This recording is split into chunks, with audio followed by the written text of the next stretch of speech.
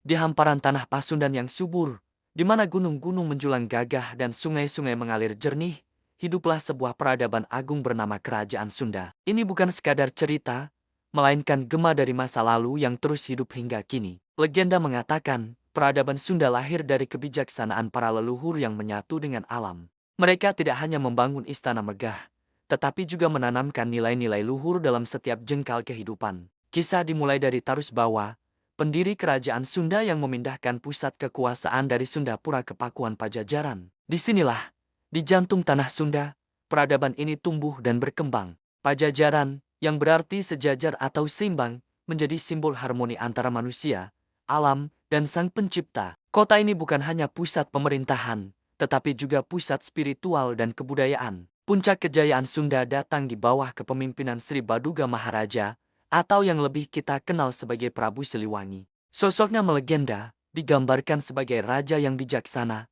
adil, dan memiliki kesaktian luar biasa. Di bawah pemerintahannya, Pajajaran menjadi kerajaan yang makmur dan disegani. Rakyat hidup sejahtera, pertanian subur, dan perdagangan berkembang pesat hingga ke mancanegara. Prabu Siliwangi dikenal karena kebijaksanaannya dalam memerintah. Ia membangun parit-parit pertahanan, memperkuat angkatan perang, dan menciptakan sistem pemerintahan yang teratur. Namun, di balik ketegasannya sebagai seorang raja, ia adalah pemimpin yang sangat mencintai rakyatnya. Konon, ia sering menyamar menjadi rakyat biasa untuk melihat langsung kondisi kehidupan mereka. Ia memastikan tidak ada seorang pun yang kelaparan atau menderita di kerajaannya. Salah satu legenda paling terkenal tentang Prabu Siliwangi adalah kisah cintanya dengan Nyi Subang Larang, seorang putri dari pesisir utara. Dari pernikahan mereka, lahirlah 3 orang anak yang kelak akan mengubah jalannya sejarah, termasuk Raden Kian Santang. Kisah ini menjadi simbol persatuan antara budaya pedalaman Sunda yang agraris dengan budaya pesisir yang dinamis dan terbuka. Namun,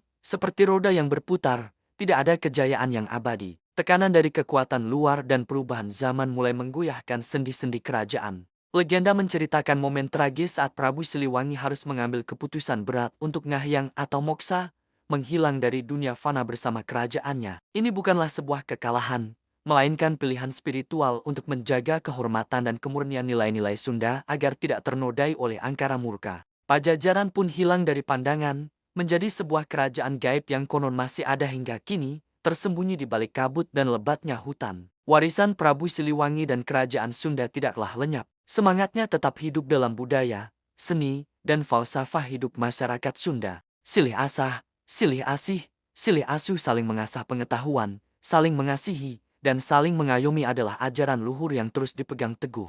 Kisah kerajaan Sunda adalah cerminan dari sebuah peradaban yang menghargai keseimbangan dan kebijaksanaan. Sebuah pengingat bahwa kejayaan sejati bukan hanya tentang kekuasaan, tetapi tentang kemampuan untuk hidup harmonis dengan sesama dan alam semesta. Dan legenda ini akan terus diceritakan dari generasi ke generasi, menjaga api semangat Pasundan agar tak pernah padam. Terima kasih telah menyimak perjalanan kita menelusuri legenda kerajaan Sunda. Jangan lupa untuk subscribe agar tidak ketinggalan kisah-kisah menakjubkan lainnya dari Nusantara. Sampai jumpa.